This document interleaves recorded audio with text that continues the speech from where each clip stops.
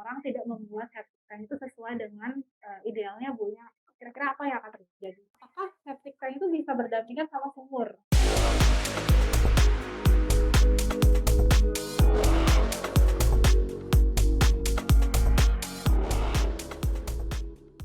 Assalamualaikum warahmatullahi wabarakatuh. Halo sahabat sehat, tetap bersuara podcast Dinas Kesehatan Provinsi Nusa Tenggara Barat. Setelah beberapa bulan ya kita vakum, akhirnya hari ini kita berkesempatan untuk melakukan podcast kembali bersama saya Nabila Sofiani. Tema podcast kita untuk hari ini adalah environmental health atau kesehatan lingkungan. Khususnya kita akan membahas tentang World Toilet Day atau Hari Toilet Dunia. Hari Toilet Dunia ya, bukan Hari Kesehatan Dunia, tapi Hari Toilet Dunia yang kita peringati setiap tanggal 19 November 2022. Sedikit konteks ya, jadi menurut data dari World Health Organization atau Organisasi Kesehatan Dunia dan UNICEF, ada 1 dari 3 orang di dunia yang tidak memiliki akses terhadap toilet yang bersih dan aman. Sementara itu 1.000 anak meninggal karena sanitasi yang buruk. Hal itulah yang membuat sanitasi atau jamban merupakan hal yang sangat penting ya dalam kehidupan kita sehari-hari karena dampaknya yang sangat besar bagi kesehatan kita. Dan sedikit kabar ya, sedikit update dari Dinas Kesehatan Provinsi Nusa Tenggara Barat yang sedang happening banget di mana-mana. Jadi Provinsi Nusa Tenggara Barat menjadi the first province in Indonesia to achieve 3 pilar SDM. Jadi NTB itu merupakan satu-satunya provinsi di Indonesia yang sudah lulus dari 3 pilar SDM. Apa sih pilar SDM itu? Nanti ya kita langsung saja ngobrol dengan narasumber yang memang expert di bidangnya. Nah, sekarang untuk mempersingkat waktu, saya ditemani sudah banyak nih teman-teman saya di sini. Ada 4 narasumber ya dalam sesi kita kali ini. 2 narasumber langsung ada dalam ruangan ini dan 2 narasumber bergabung dengan kita melalui online. Jadi saya mulai dulu ya perkenalannya dari yang paling dekat nih duduknya dengan saya. Halo Abah Rizal Smith. Jadi nama beliau adalah Rizal Smith. Tapi karena beliau adalah keturunan Raja Salman ya dari Saudi Arabia. Jadi kita panggilnya Abah. Kan? Beliau itu adalah kepala seksi dari kesehatan lingkungan ya yang sangat capable dan untuk membicarakan isu kita pada pagi hari ini dari Dinas Kesehatan Provinsi. Selamat pagi Abah. Pagi. Selamat bergabung ya. Ini kita pertama kali ya. Ini pertama kali. Ya, first time. Podcast. Podcast kita ya. Lalu satu lagi ada yang hadir di ruangan ini adalah Ibu Yulia Yanti, seorang Yulianti. Beliau adalah seorang sanitarian dari Puskesmas Pejeruk Kota Mataram. Selamat pagi Bu Yuli. Pagi Mbak Nabila, terima kasih atas undangannya. Kita yang terima kasih Bu sudah mau menyempatkan untuk hadir di podcast kita. Jadi ada 2 orang lagi nih narasumber secara online. Kita sapa dulu ya. Oke. Halo Pak Adin dari Dinas PUPR Kabupaten Sumbawa Barat. Selamat pagi Pak. Selamat datang ya di podcast kita pada pagi hari ini. Lalu satu lagi ada Bapak Yusril Karismawan yang merupakan operator dari GoPinky. GoPinky itu adalah sebuah inovasi ya dari Kabupaten Sumbawa Barat. Selamat pagi Pak Yusril. Oke, selamat pagi. Nah, kita langsung saja mempersingkat waktu karena durasinya ini sangat terbatas. Jadi kita langsung saja mulai podcast ini dari yang pertama adalah Abah ya, kita panggil Abah ya, setuju ya Abah ya? Boleh. Oke. Nah, jadi sebelum kita memulai pembicaraan yang berat-berat, marilah kita mulai dulu ya dari hal yang ringan-ringan lah secara umum gitu kan. Jadi kemarin kan Provinsi Nusa Tenggara Barat itu mendapatkan penghargaan ya, luar biasa ya penghargaan dengan predikat sebagai provinsi pertama di Indonesia yang mendapatkan kelulusan pilar 1, 2, dan 3 SNBM. Apa pilar STBM itu apa gitu, STBM itu singkatan dari apa gitu kan. Sebagai orang awam tuh kita ingin tahu sih gitu. Silakan Bang. Baik ya, terima kasih Bu Nabila bahwa STBM ini sebenarnya sudah lama diluncurkan dari tahun 2028 persisnya, ada Permenkesnya 852.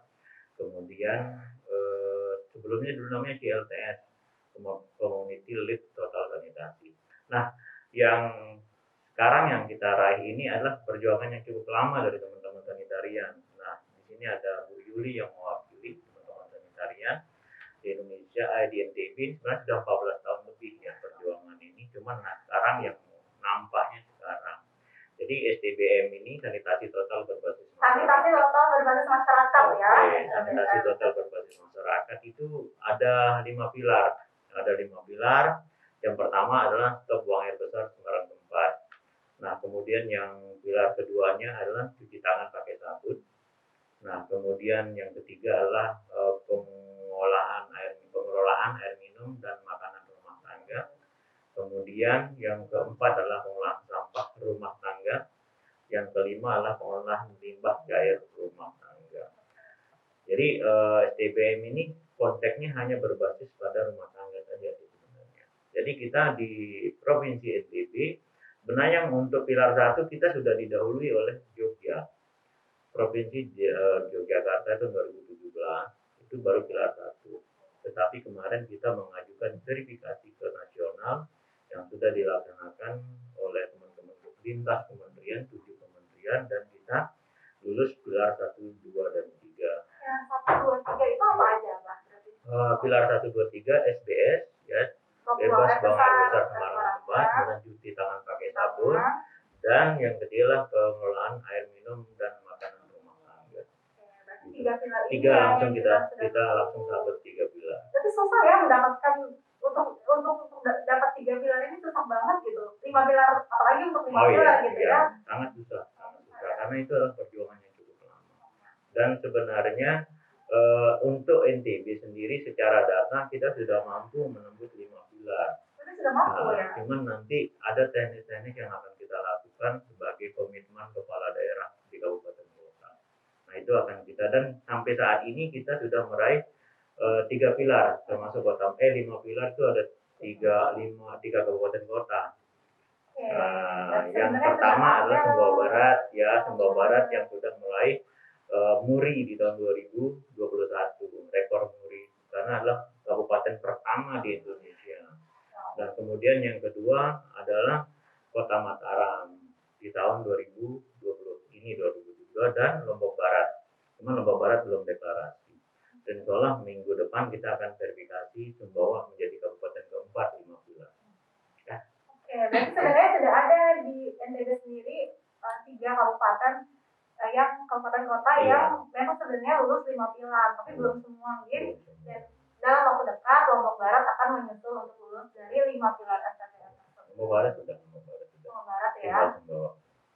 Oh, yang besok ini Sumbawa ya, berarti yang akan deklarasi ini Sumbawa ya. Oke, nah kemarin ini untuk mencapai hajatan ini perjuangan ini ada tidak pihak-pihak lain yang ikut membantu misalnya mitra gitu kan, civil society organization dan lain-lain, ada nggak Mbak? Baik, jadi sebenarnya ini tidak lepas dari strategi yang sebenarnya sulit dilakukan oleh provinsi lain. Di pertama adalah kita kesulitan Pokja. Kita ada namanya kelompok kerja PPAS di Provinsi NTB, yaitu kelompok kerja perumahan permukiman air dan sanitasi. Ya, yaitu ketuanya langsung Pak Setda dan Sekda Provinsi, sekretarisnya dan sekretariatnya di Bapeda. Nah, ini yang meliputi beberapa lintas sektor yang ada di Provinsi NTB. Nah, Pokja ini harus berkolaborasi dengan mitra. Mitranya ada NGO, kemudian ada CSR, kemudian ada donor-donor lain, bahkan dewan. Terutama di kabupaten kotanya yang sangat variatif di kabupaten kota. Pokja ini punya strategi bersama, cuman kita dari Provinsi NTB ini menekankan kepada semua kabupaten kota untuk mempunyai komitmen. Komitmen ini harus langsung diambil alih oleh kepala daerah. Nah ini yang menjadi pembelajaran yang sangat bagus bagi Kementerian Kesehatan dan juga provinsi-provinsi lain yang belum seperti ini, seperti yang dilakukan oleh NTB. Tapi dengan kata lain kok kita boleh bilang sebenarnya kepala daerah di Nusa Tenggara Barat ini komitmennya tinggi sekali ya, Ya, untuk meluruskan. Ya. Jadi komitmen yang tinggi ini tidak bisa kita lepas. Nah ini harus dikawal. Siapa yang harus mengawal? Kita minta bantuan teman mitra, termasuk NGO. Kita kan ada dua NGO besar yang mendonor mereka, yaitu UNICEF dan PLAN, ya kan. Nah di sini ada UNICEF, di sini ada YKMI, ya ada Yayasan Kemanusiaan Madani Indonesia di situ. Teman-teman bisa lihat ya di belakang itu kita punya banner ada logonya dong. Tanpa beliau-beliau ini kita sulit sebenarnya. Jadi enaknya ada NGO, mereka ini kan non birokrasi. Jadi di saat kita butuh kerja cepat, beliau-beliau yang kita minta tolong sebagai perekat kita antar birokrasi. Nah, jadi kan kita sekarang sudah mendapatkan ya perasaan ini. Dan kita tentunya ke depannya nggak mau kan hanya di sini saja, pasti akan ada lagi tujuan misalnya lulus 5 pilar gitu kan. Menurut Abah tuh bagaimana cara kita mempertahankan prestasi ini dan juga mencapai yang tadi 5 pilar itu apa yang harus kita sebagai dinas kesehatan provinsi itu lakukan? Oke, jadi sebenarnya kita tidak akan pernah lepas dari 3 strategi unsur, namanya elemen STBM. Yang pertama itulah demand. Demand itu memenuhi kebutuhan, ya, meningkatkan rasa butuh. Nah, teman-teman sanitarian sudah berjuang nih dari 14 tahun yang lalu merubah perilaku dengan pemicuan beda ya, konteks pemicuan dengan penyuluhan lain. Jadi memicu ini adalah merubah pola berpikir masyarakat untuk berubah perilaku. Itu yang pertama.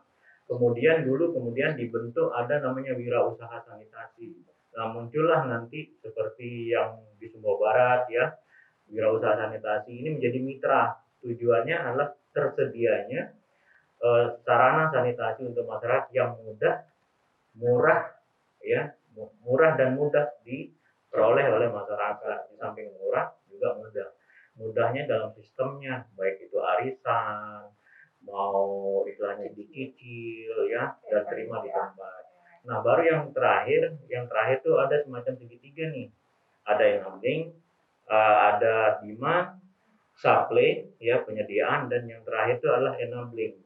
Nah, yang terakhir kita gosok sekarang itu adalah enabling, yaitu kepada kepala daerah untuk terbentuknya lingkungan yang kondusif dengan adanya kebijakan baik itu penganggaran, bahkan sebuah keputusan untuk menentukan ini harus selesai oleh kepala daerahnya. Yang 3 ini harus jalan, tidak boleh tertinggal satu sama lain, jadi harus bersamaan. Nah ini yang kita lakukan, jadi semua harus berjalan bersamaan seperti itu. Jadi tadi saya catat ya ada 3 hal yang akan kita usahakan ya. Pertama dari sudah berjalan dan akan kita tingkatkan. Dari demand itu memicu rasa butuh ya dari masyarakat itu sendiri. Kemudian supply itu tadi mungkin ada wirausaha sanitasi dipermudah, sedia sarana murah dan mudah. Dan yang terakhir ada enabling sektor, itu regulation, enabling environment dari sisi regulasi, kebijakan dan komitmen dari kepala daerah itu sendiri ya. Oke. Jadi kita pindah dulu ya Pak ya sekarang. Kita pindah dulu ke Bu Yuli. Bu Yuli. Ya, lanjut. Bu Yuli adalah tadi seorang sanitarian yang bekerja di Puskesmas Terjeruk. Jadi tentunya jam terbangnya beliau ini sudah sangat tinggi ya untuk berinteraksi dengan masyarakat, untuk mengubah perilaku dari masyarakat.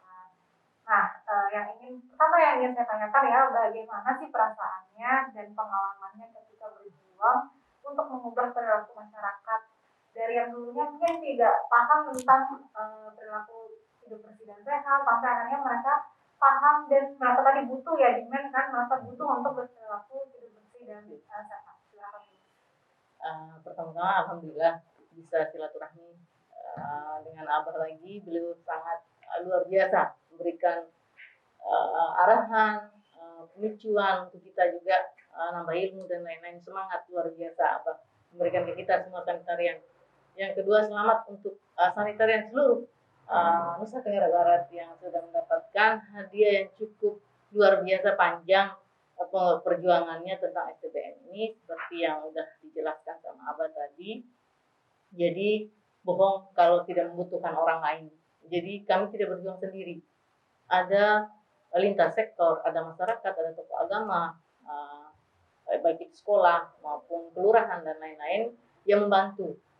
Intinya di sini mungkin komunikasi. Bagaimana cara kami komunikasi, bagaimana cara kami menyampaikan ke natural leadernya atau penguasa wilayah setempat itu akan berjalan lancar semua apa yang diinginkan. Terutama di hal-hal seperti yang 3 pilar tadi itu, cuci tangan itu sebenarnya hal yang gampang dan sering dilakukan. Ya, sangat disepelekan. Tapi di Kota Mataram sendiri dari tahun 2014 sudah diadakan lomba di tiap sekolah dan lain-lain. Jadi kami itu strateginya di Kota Mataram mungkin sama dengan kota dan kabupaten lain. Kami ngambil sekolah SD. Nah, orang tua akan malu kalau diajarkan sama anaknya. Jadi kami ngambil sekolah. Yang kedua itu yang kami ambil itu di pemerintahan. Pak Lurah, Pak Camat, kepala lingkungan, RT dan lain-lain kami ajak untuk memahami cuci tangan itu sebenarnya bagaimana. Walaupun sudah sering dilakukan. Nah, tapi kami ajak beliaunya untuk tahu dan bisa melaksanakan apa sih langkah cuci tangan itu, bagaimana caranya, waktu-waktu penting itu yang perlu kami inikan. Jadi di semua kota dan kabupaten di NTB ini punya strategi masing-masing, punya inovasi yang tetap dikembangkan. Nah, untuk melancarkan yang 3 pilar ini, kami punya inovasi masing-masing sebenarnya di tiap kota dan kabupaten. Jadi itulah strateginya, dari pendekatan itu yang penting, komunikasi dengan pimpinan atau natural leadernya itu yang penting. Nah, pengalaman ini sebenarnya saya salah satu sanitarian yang sangat cerewet dan sering protes sebenarnya. Protesnya siapa, Bu? Setiap ada Zoom meeting, ada pertemuan, saya sering protes. Sanitarian ini tidak dikenal sebenarnya, ya kan Pak ya? Nah, tadi saya sangat bersyukur sebenarnya ada COVID ini. Di balik ada masalah itu pasti ada sesuatu yang luar biasa. Jadi semua orang, bukan kami lagi yang promosikan cuci tangan itu. Betul. Jadi semua orang mempromosikan cuci tangan itu. Nah, itulah satu kesyukurannya. Padahal luar biasa susahnya sebenarnya cuci tangan, hal yang sepele, tapi kami selalu ditolak sebenarnya. Karena hal yang sepele katanya. Nah, tapi alhamdulillah dengan adanya di balik masalah itu ada sesuatu, jadi kami tidak kerja sendiri lagi jadinya. Kerjanya rame-rame, pemahamannya rame-rame. Sekarang anak TK dan PAUD pun paham. Iya, apa STBM itu, apa cuci tangan itu, bagaimana, buang air besar harus gimana, pengolahan makanan dan minuman harus bagaimana. Nah, alhamdulillah juga kami di Kota Mataram, mungkin ada di teman yang kota kabupaten lain juga, kami punya singkatan, kami punya inovasi untuk mengingat. Nah, kayak ini, kalau di Kota Mataram, khusus di Puskesmas Peceruk, kami punya untuk cuci tangan ini satu bahasa, kancing sakti. Jadi anak-anak tuh ingat, kancing sakti. Gitu. Kalau kancing sakti itu berarti gerakan mencuci tangan sebelum beraktivitas. Jadi ada satu orang yang mengajak temannya untuk cuci tangan sebelum dia upacara, sebelum dia masuk kelas harus cuci tangan dulu. Dia yang peragakan, mengajarkan temannya. Begitupun di kelurahan, begitupun di kantor camat. Semua kapanpun ada waktu dan kesempatan, saya tidak malu untuk mengajarkan hal itu. Sebelum verifikasi Kota Mataram, apa sendiri tahu. Ya. Anda turun verifikasi paham nggak dengan cuci tangan? Saya langsung praktekkan itu. Iya, sebenarnya diputus urat malu sedikit untuk kesehatan ini, biar kita enak membawanya. Jangan sampai kita yang berbicara tidak tahu apa yang kita bicarakan. Iya. Nah, saya sedikit langsung tadi strateginya itu pertama pendekatannya itu melalui sekolah ya, karena ketika kita mengajarkan anak sekolah, orang tuanya tuh malu ya kalau misalnya diajarin sama anak kan. Jadi sekaligus ya anak dan orang tua. Yang kedua melalui figur atau leader ya, misalnya camat atau lurah kita ajak supaya dilihat gitu kan dan orang-orang mau mengikuti leader kita. Dan tadi ada juga satu ya inovasi kancing sakti gitu. untuk dari yang Kota Makassar, dari puskesmas Sejeruk ya. Untuk yang kedua, untuk yang CTPS ini, kita bahas ya. iya, cuci tangannya. Yang lain pun ada sebenarnya untuk menggampangkan teman-teman mengingat. Jadi ada kata-kata yang diingat. Iya, catching gitu ya. Iya. Ketika di Menjadi langsung familiar ya. Iya. Betul. Ya. Gitu. Ini pertanyaan selanjutnya saya mau minta maaf dulu soalnya pertanyaannya agak jorok sedikit. Tapi ini penting kita tahu karena kita untuk pemahaman kita secara komprehensif. Jadi ini harus saya tanyakan ya walaupun agak jorok sedikit. Jadi Mbak Yuli, ada nggak sih dari pengalamannya Mbak Yuli atau nggak apa-apa kan ya Mbak ya? Iya, biar lebih mudah sedikit kan? Ada nggak sih pengalaman untuk mengubah perilaku masyarakat misalnya dari daerah Semarang gitu kan? Ada nggak sih cerita-cerita yang unik gitu yang ibu temui terkait misalnya ada yang dihabis sembarangan terus gimana gitu kan kita pengen tahu misalnya di mana walaupun sekarang mungkin sudah tidak ada ya mungkin 5 tahun yang lalu gitu 5 tahun atau 10 tahun yang lalu itu seperti apa sih kondisinya gitu ada nggak cerita yang menarik untuk dibagikan ke sahabat sehat di rumah? Iya. Yang menarik itu sebenarnya sangat banyak. Yang banyak sebenarnya. Apalagi kami yang daerah aliran sungai. Das, cukup luar biasa banyak sebenarnya. Iya.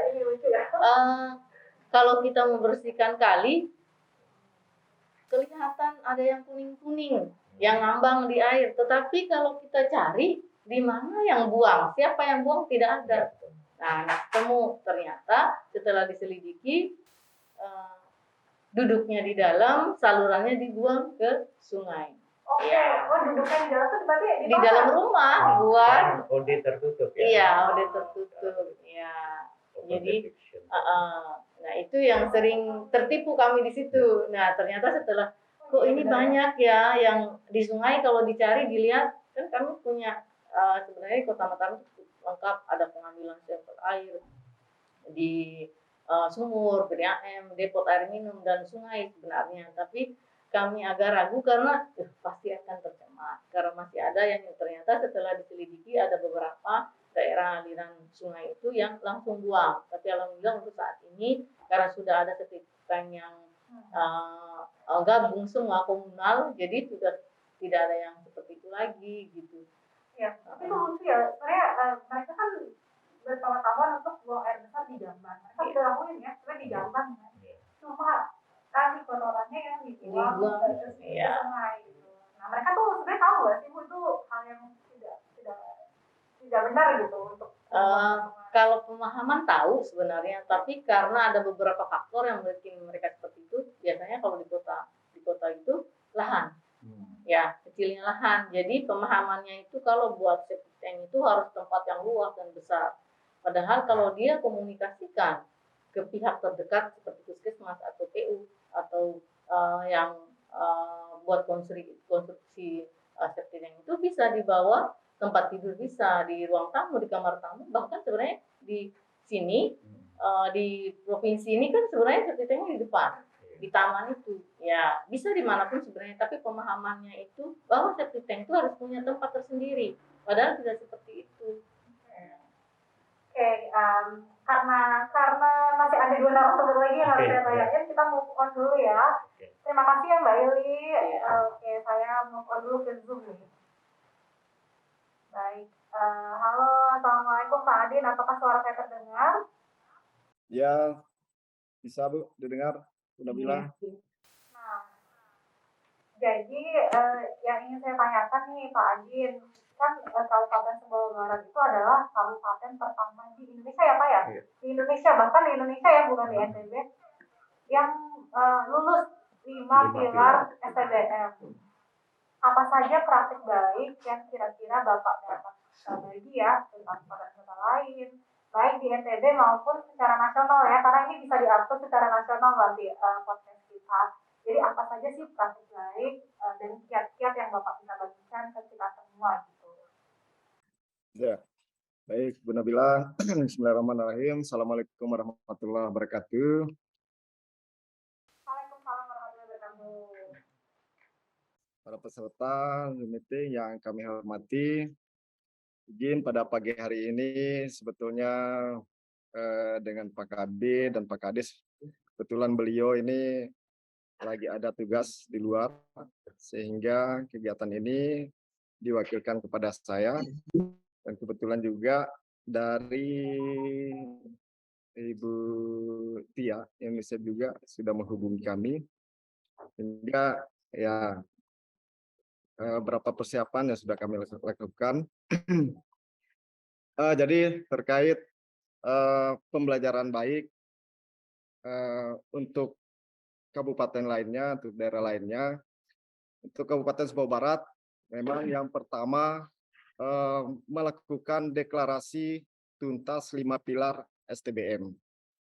Dan ya karena yang pertama kami juga mendapatkan rekor muri. Wow, udah muri ya. Luar biasa. Oh. Dan ini adalah pencapaian yang memuaskan bagi kami. Ya, belum sih sangat memuaskan, artinya ini masih menjadi PR yang besar juga bagi kami. Tapi setidaknya ini adalah langkah awal, langkah pertama kami untuk melakukan ada itikat kami, niat kami untuk membangun Kabupaten Sumbawa Barat ini untuk melakukan pencapaian untuk sanitasi aman. Beberapa mungkin pengalaman di sini kami bisa sharing pengalaman. Jadi yang pertama awalnya Kabupaten Sumbawa Barat ini memang mungkin dengan sama juga dengan daerah-daerah yang lain. Untuk urusan sanitasinya kami belum tuntas, artinya dari pilar 1 sampai dengan pilar 5. Dan yang kunci yang pertama yang membuat sukses Kabupaten Sumbawa Barat untuk tuntas 5 pilar STBM ini, yaitu dari komitmen kepala daerah itu sendiri. Itu yang pertama, Bu. Dan kuncinya mungkin kunci utamanya yaitu komitmen dari kepala daerah.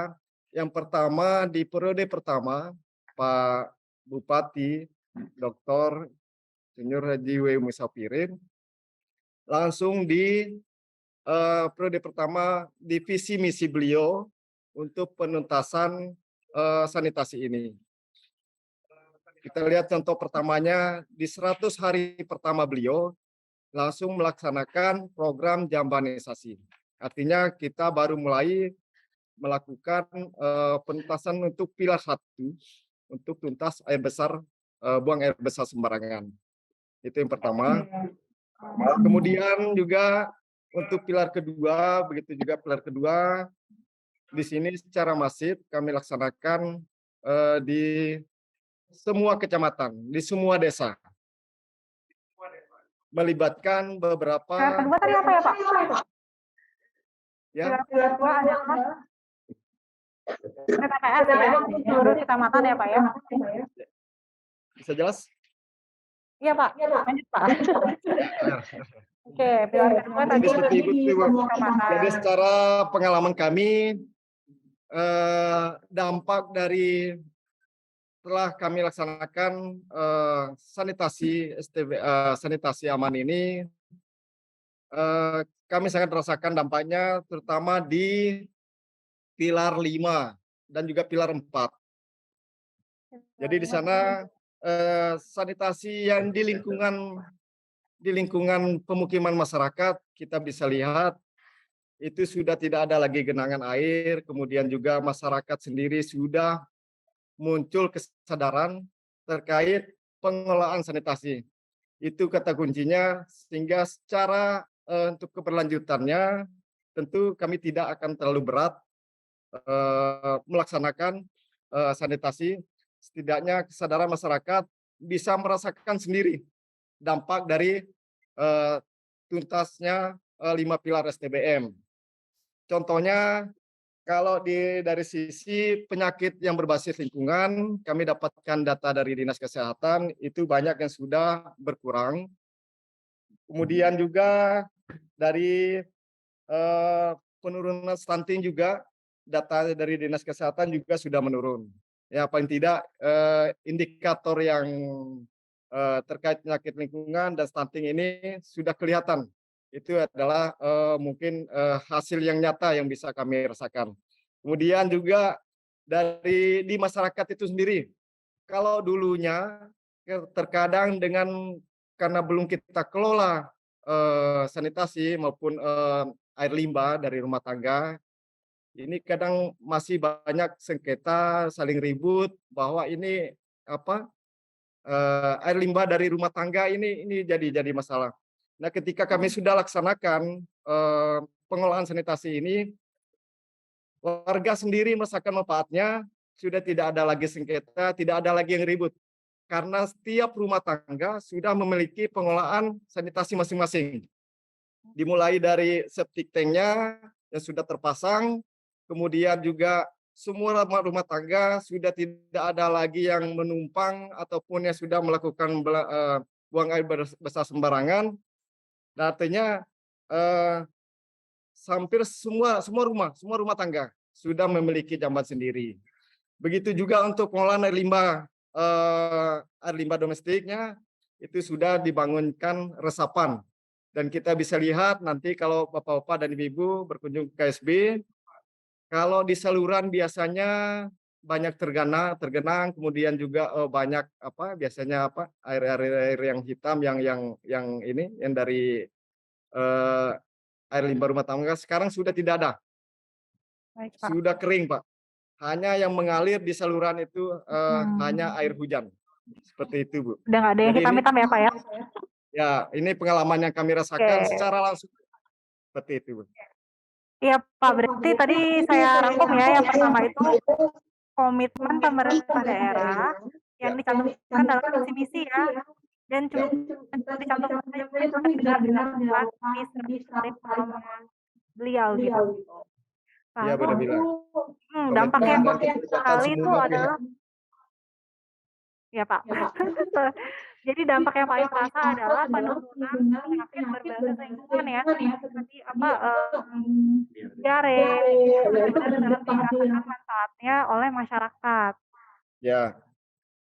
Ya, dan satu lagi yang manfaat yang paling terasa ketika sudah dibuatkan septic tank dan resapan sendiri itu mengurangi ribut-ribut tetangga sih. Itu yang sangat-sangat penting sih kalau bertengkar antar tetangga kan karena sudah rapi lah gitu tata kelolanya.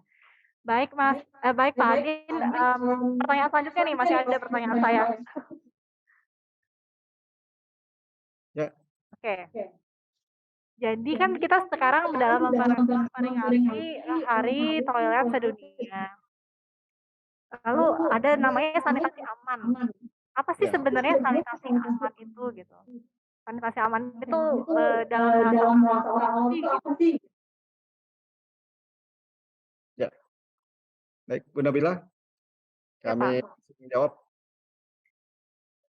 Halo? Silakan, Bisa Pak, jelas silakan. suaranya? Ya.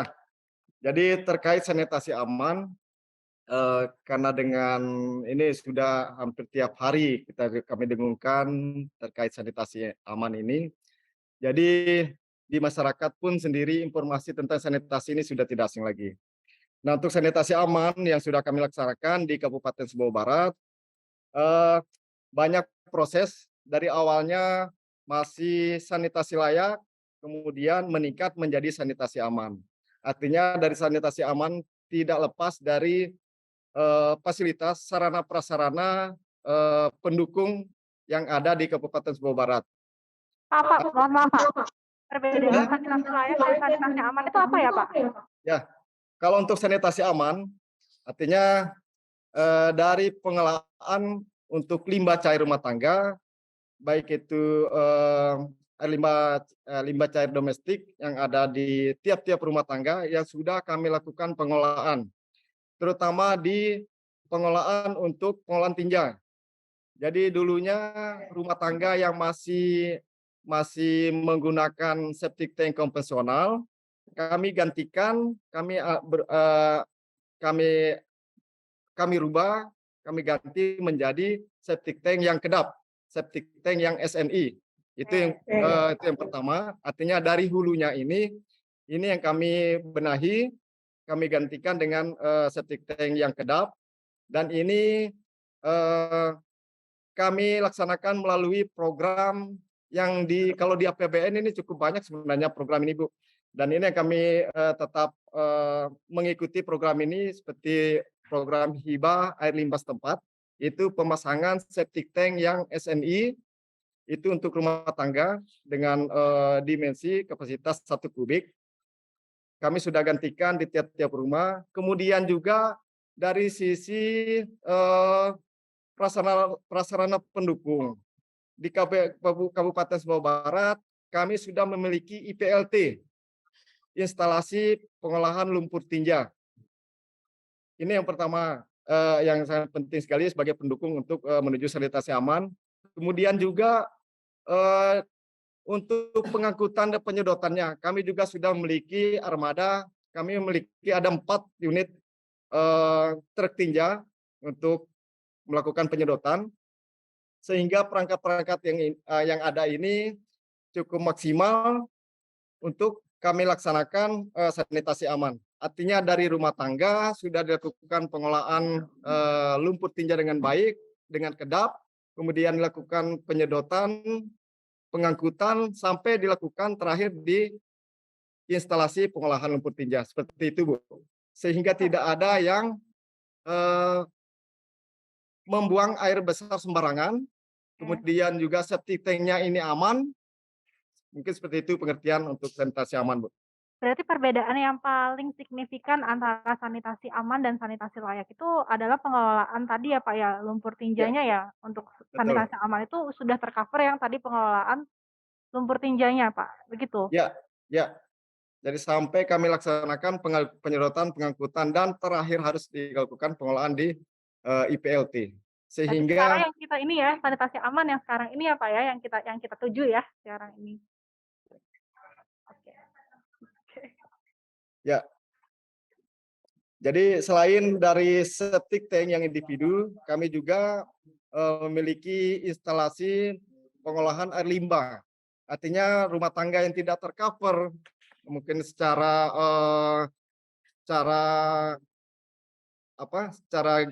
geografis, kemudian konturnya tidak memungkinkan, kami laksanakan, kami buatkan IPAL komunal.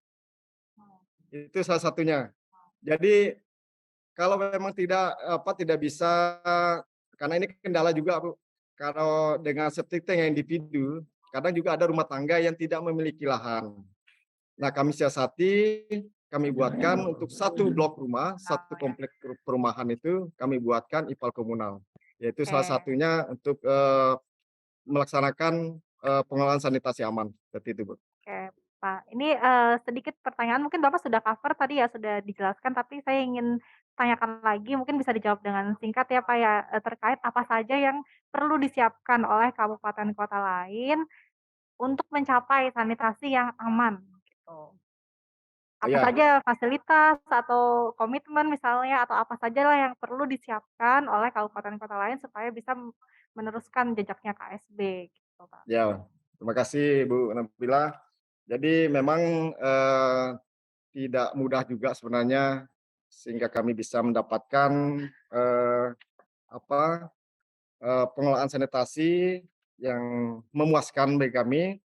Jadi dari awal yang sudah kami sampaikan bahwa komitmen dari kepala daerah itu sendiri sangat penting sehingga semua kebijakan untuk sanitasi ini kami diberikan ruang dari sisi penganggarannya, kemudian juga dari sisi fasilitas pendukung kami juga diberikan sehingga semuanya bisa berjalan. Kemudian juga dari sisi regulasinya juga sangat penting. Kami di Kabupaten Sumbawa Barat sudah memiliki Perda Pengolahan Air Limbah Domestik.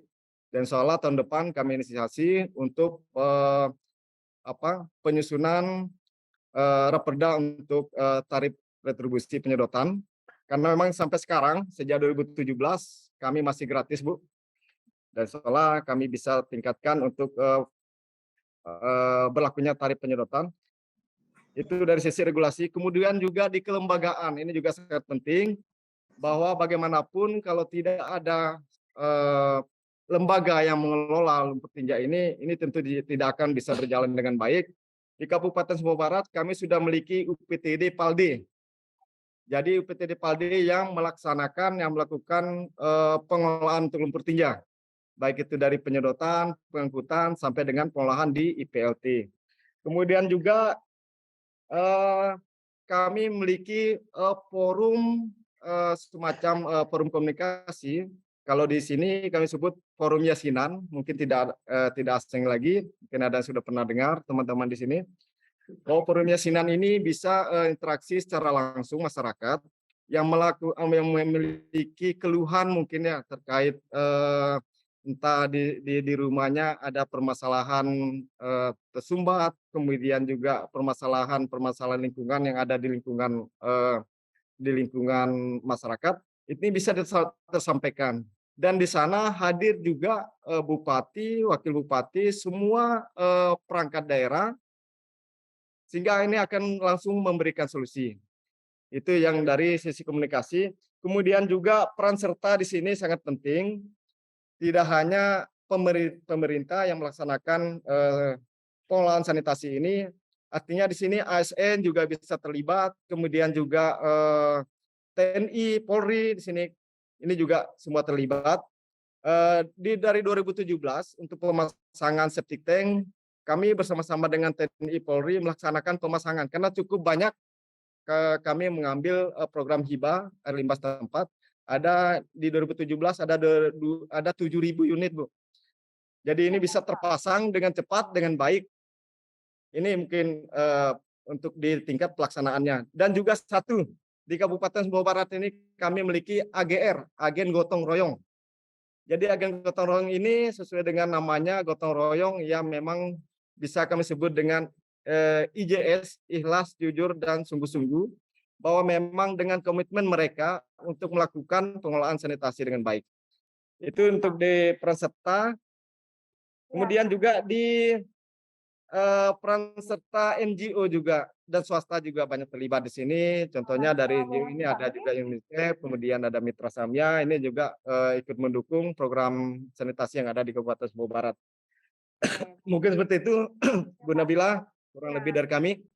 Jadi komitmen tertinggi tadi adalah komitmen tertinggi dari pemerintah daerah itu dalam bentuk anggaran ya, pastinya anggaran ya, komitmen anggaran, peraturan, fasilitas pendukung, kebebasan juga tadi Pak ya, kebebasan kelembagaan, lalu kolaborasi berbagai pihak ya untuk mencapai sanitasi yang aman ini. Ya. Oke, terima kasih Pak Adin. Kita move on dulu ya ke narasumber yang selanjutnya, Pak Yusril, bener Pak Yusril ya? Ya, bisa. Pak Yusril, iya. Pak Yusril boleh diceritakan ya, secara singkat saja Pak ya, GoPinky itu apa sih sebenarnya? Inovasi GoPinky itu apa gitu? Oke, terima kasih Bu Nabila. Jadi GoPinky ini adalah sebuah aplikasi yang berbasis Android dan web. GoPinky ini singkatan dari Go penyedotan lumpur tinja terjadwal. Oke. Ini udah berjalan sejak 2021 ya, 2021 hingga sampai saat ini. Jadi aplikasi ini total penyedotan sampai saat ini itu kisaran 3.500 sampai November. Nah, yang terlayani dan ada tiga jenis aplikasi. Aplikasi yang berbasis web dan aplikasi yang berbasis Android itu ada dua, Bu. Yang untuk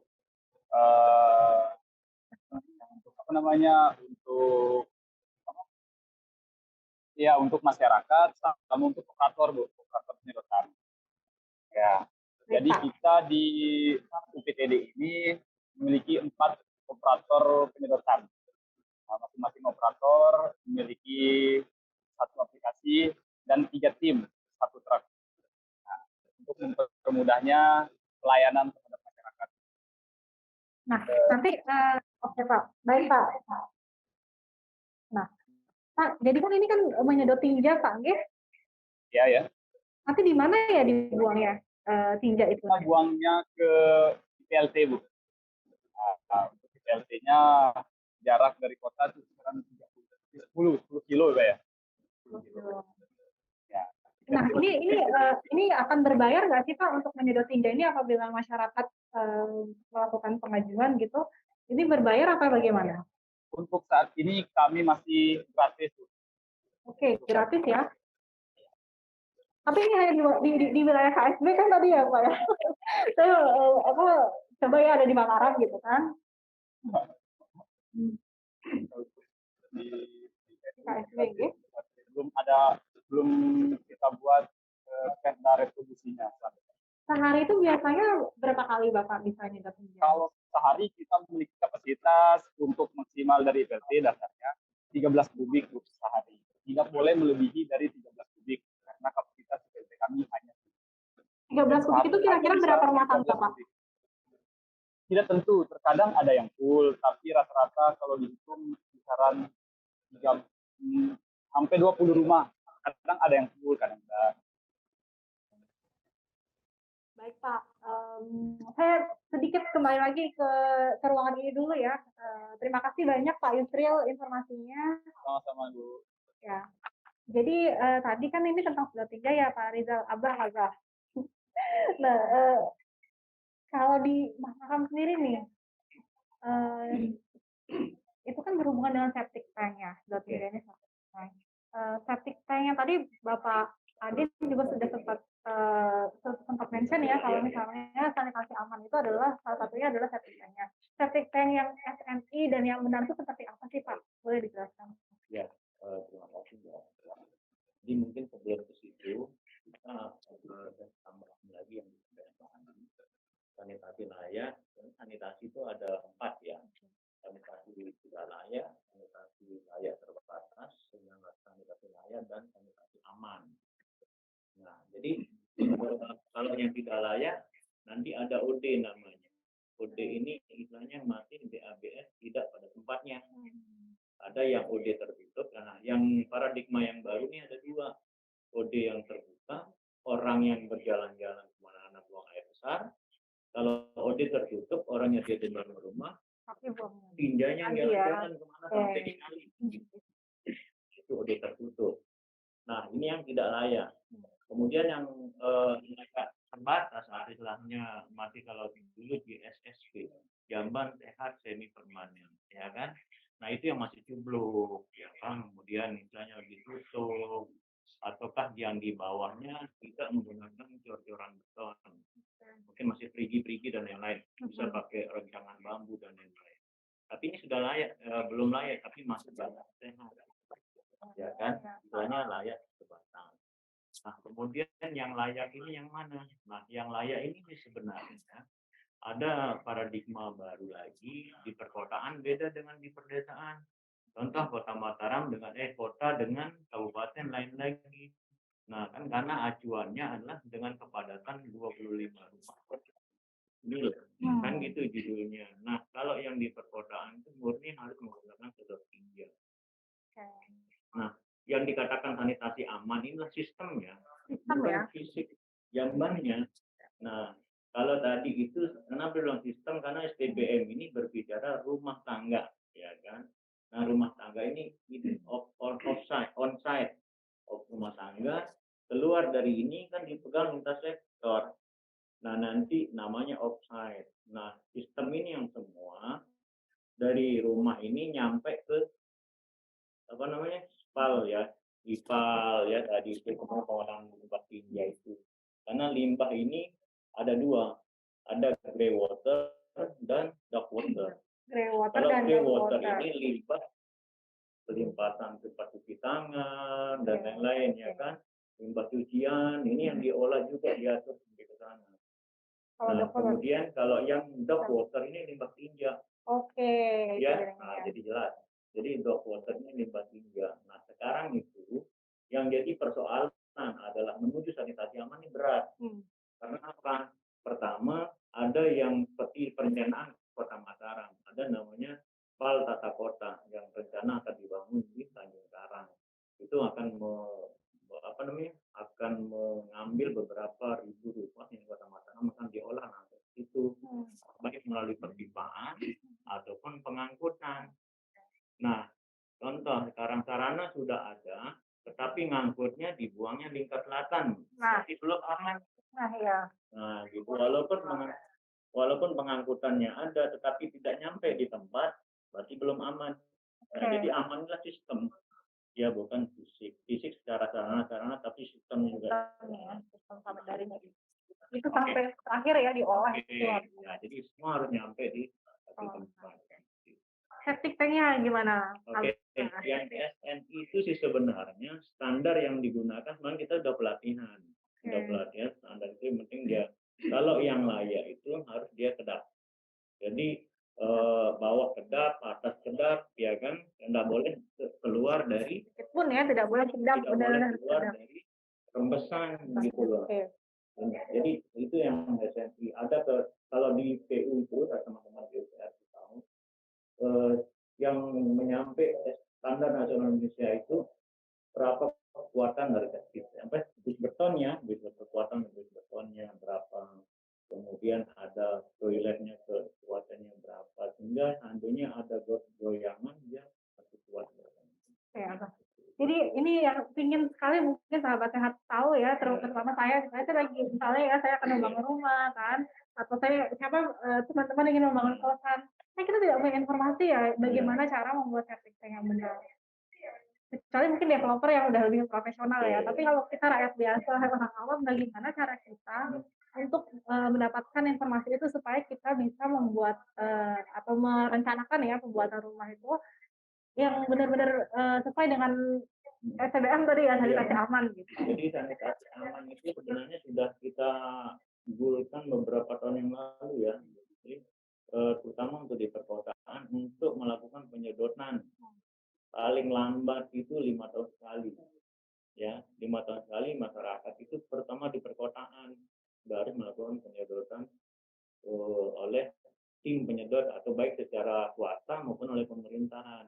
Nah, jadi ke depan ini yang kita bilang kolaborasi itu sekarang kita berharap mau dari para wirausaha sanitasi maupun dari lembaga-lembaga untuk segera melakukan semacam usaha ataupun baik yang dikelola oleh masyarakat untuk melakukan penyedotan secara berkala kepada masyarakat tersebut. Nah, seperti itu. Karena banyak sekaligus evaluasinya teman-teman sanitasi untuk melihat mana sih jamban layak dan mana jamban-jamban yang sistemnya sudah aman. Seperti itu. Kalau dalam hal kita mau merencanakan, mungkin mungkin ke Bu Yuli dulu mungkin dulu. Nah, misalnya tadi Bu, ada orang yang mau membuat rumah, tapi dia bingung berkonsultasi ke Kadespa kan untuk masalah septic tank ini. Apakah Ibu ada saran gitu atau rekomendasi bagaimana sih orang-orang yang masyarakat yang mau membangun kos-kosan misalnya supaya bisa sesuai septic tanknya dengan yang harusnya idealnya seperti itulah gitu. Baik Mbak, ini mungkin yang perlu kita luruskan sebenarnya. Masyarakat itu melihat puskesmas itu isinya tuh hanya bidan, dokter, sama perawat. Padahal di dalam puskesmas itu ada sanitarian, ada gizi, ada lain-lain yang punya kompetensi sendiri-sendiri. Nah, dan yang kedua masyarakat itu pikirannya ke puskesmas itu sakit. Nah, padahal di puskesmas itu dalam bentuk apapun silakan. Mau konsultasi apapun silakan. Nah, konsultasi masalah septic tank itu ada di sana. Ada sanitarian yang memahami hal itu. Ada tenaga sanitasi lingkungannya. Ya, kalaupun mungkin secara besar tidak bisa dilakukan atau nanti akan kolaborasi dengan itu.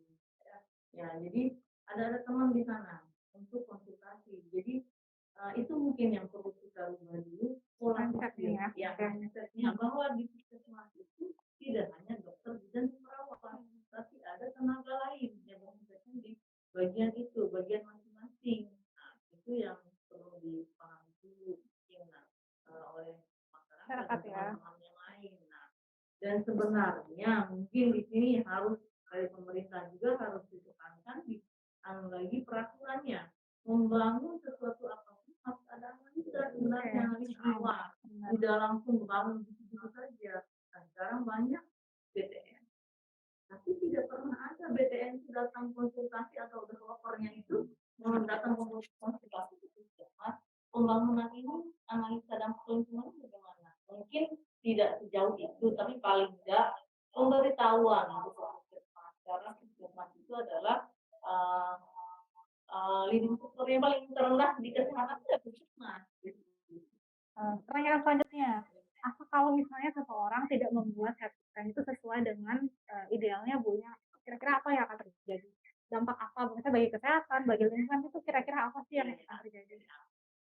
Sekarang lagi global ya, supaya air tercemar oleh media manusia, E. coli biasanya yang dipakai itu. Nah, itu sudah jelas itu. Nah, karena pada dasarnya kita itu sumur paling sampai 5 meter udah ada airnya. Itu sebenarnya bukan air tanah, itu kan air rambutan dari kamar mandi, dari cuci dan lain-lain. Bagaimana tidak tercemar oleh bakteri yang kita tinja. Itu yang mungkin harus dipahami juga. Karena kan rata-rata kita menggunakan air sumur. Iya Air betul. sumur, air bersih yang kita pakai kan di sini hanya dari pengolahan Air sumur ya. Itu bisa menyebabkan tadi ya penyakit Iya. berbasis lingkungan ya, diare. Dari E. coli itu. Oke. Nah, itu satu lagi pertanyaannya, apakah septic tank itu bisa berdampingan sama sumur? Letaknya. Ini pribadi sih Pak, ingin tahu ya. Apakah Iya, Pak. Mohon maaf, Pak. Iya, sebenarnya kita kan lihat seperti yang dijelaskan sama Abah tadi, teman-teman ini buat sistem itu bagaimana? Dia mau dekat berapa meter pun dengan pembuangan dan pengolahan ya. Kalau septic tanknya sudah memenuhi syarat TPNI dan kedap air itu tidak rembes kemana-mana, tidak masalah. Oh gitu ya. Tidak masalah sebenarnya berdekatan tadi ya, septic tanknya itu anti rembes yang benar beneran. itu yang kita. Oke. Yang kita mau 10 meter itu kan jalannya bakteri itu nyampe ke sana itu sebenarnya memang jalan hidupnya itu dia kan rambutnya itu 10 meter ya. Ya. Kalau tidak ngerembes ya tidak akan mencemari air itu gitu. Nah, jadi kita bisa mencegah penyakit yang berbasis lingkungan tadi kayak diare dan lain-lain. Gatal pun bisa. Iya ya, kalau tercemar kan juga ke kulit ya ada hubungannya. Nah ini satu pesan saya ya, satu yang sangat penting yang saya tangkap itu adalah peran puskesmas sebenarnya. Jangan hanya melihat puskesmas itu sebagai tempat berobat ya. Mungkin itu salah satu fungsinya, tapi sebenarnya banyak banget fungsi yang lain. Salah satunya adalah berkonsultasi seperti ini gitu kan, berkonsultasi terkait AMDAL ya Pak ya namanya ya. Dulu, apa namanya Pak? tambahin. Oke, silakan. Terkait dengan keberhasilan sebuah program ya. Oke. Contoh dulu ada namanya klinik sanitasi. Ini harus dihidupkan lagi. Nah, mengukur keberhasilan sebuah klinik sanitasi itu kalau mana jumlah klien lebih tinggi dari jumlah pasien.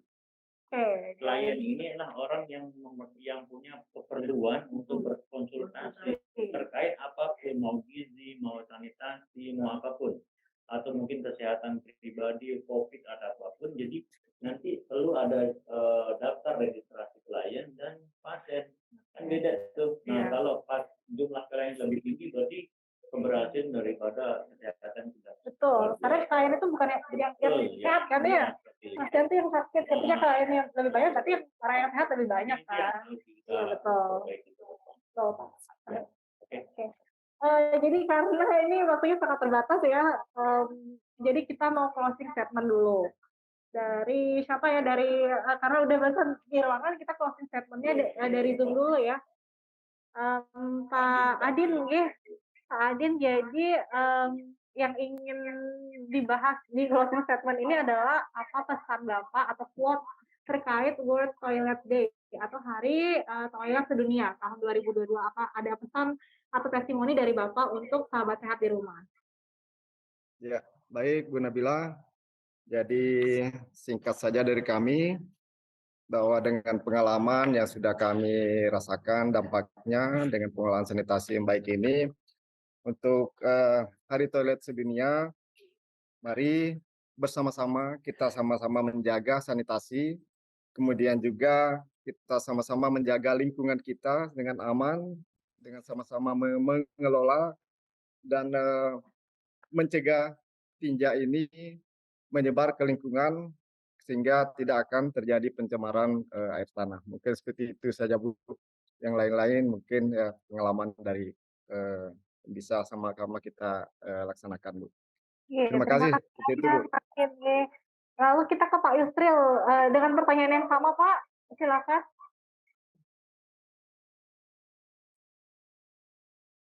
Baik Bu. Masih di mute, Pak. Mohon maaf. Kalau untuk dari kami, upaya penyedotan ini harus dilakukan secara berkala minimal satu kali dalam rentang waktu 3 sampai 5 tahun untuk mencegah pencemaran lingkungan. Jadilah pejuang bersih. Ya. Sangat Jadi apa Luar biasa. Balik lagi nih dari Bu Yuli dulu. Silahkan closing statement-nya. Iya, singkat aja sih Mbak sebenarnya. Mari kita sehatkan lingkungan, lingkungan akan menyehatkan kita. Sehatkan lingkungan akan menyehatkan. Iya. Dari yang terakhir, Allah. Silakan. Saya mengawali, saya mengakhiri gitu ya. Baik, jadi sedikit bahwa sanitasi bukan miliknya orang kesehatan. Yang buang air besar, yang buang sampah, yang cuci tangan, yang sakit adalah semua orang. Jadi mari jadikan sanitasi inilah pekerjaan kita bersama. Kita yang berbuat, maka kita juga yang harus bisa menyelesaikan. Jadi mari kita berkomitmen bersama-sama bahwa sanitasi ini bukan hanya urusan kesehatan, tetapi urusan kita bersama. Sama ya. Ya.